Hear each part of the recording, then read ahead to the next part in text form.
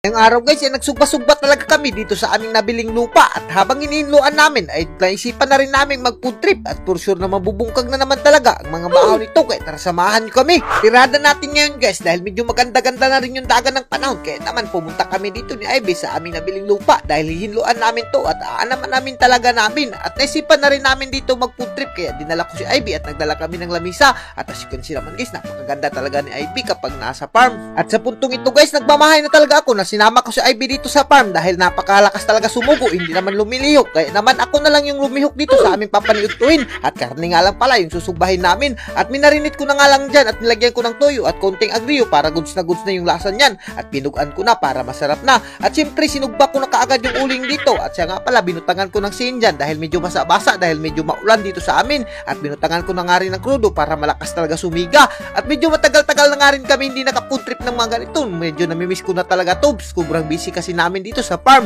at ayan na nga, sumiga na nga yung uling kaya naman tinakang ko na kaagad yung ating napakasarap na karne at sobrang presko pa yan dahil bagong inihaw at as you can see naman si Madam Ivy guys, talagang parelax-relax lang at tayo lang yung sinusugo dyan at napakaganda pa ng smile niya at sa puntong ito guys, meron nga pala kaming saang nadala dito at kuha pa to na napaka-presko pa dito sa amin kaya naman sinima-sima na nga ni Ivy yung ibang saang dyan dahil medyo naluto na nga yung ibang saang at yung ibang saang naman ay hindi pa kaya pinaspasan na namin at sa puntong ito guys, pinaspasan ko na kaagad yung karne paghiwa dahil napakadali lang naman yan maluto at half cook lang tirada natin dahil mas masarap yung karne kapag half cook at habang naghihiwa nga ako si Ivy tikim naman ang tikim at hindi rin tayo magpapulupig dyan guys, titikman rin natin at siyempre hindi ko rin makakalimtan tong tayong na nabili natin na sobrang presko pa at binutang pa sa butilya. Ito talaga yung panlaban natin guys kapag nagpo-food trip tayo at siya nga pala linggo ngayon nga araw guys kaya naman naisipan talaga namin na mag-food trip dito sa farm namin at sa susunod na panahon guys kapag nabuo na namin tong farm namin, pohon-pohon ay bilalaag kayo dito sa amin ha. Pag hindi kayo lumaag, magagalit ako sa inyo. At kapag lumaag kayo dito guys, ay bibigyan ko kayo ng napakasarap na mga pagkain talaga at hindi kayo magmamahay dahil mabubungkag nyo talaga ang bahaw kapag lumaag kayo dito.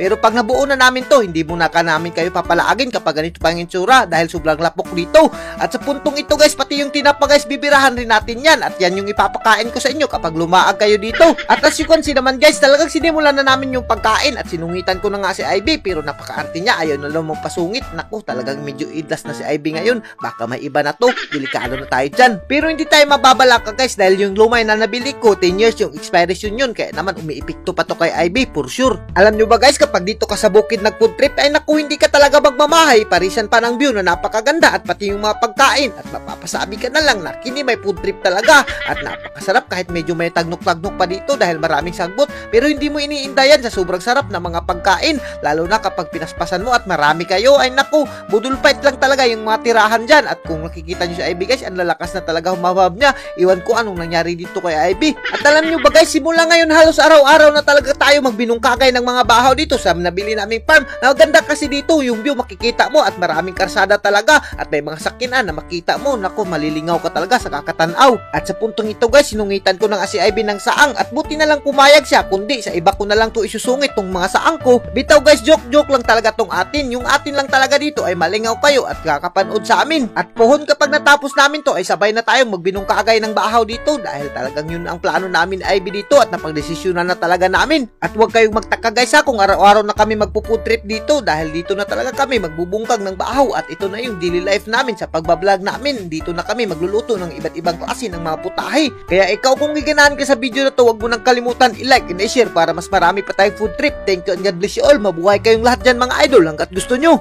At bago matapos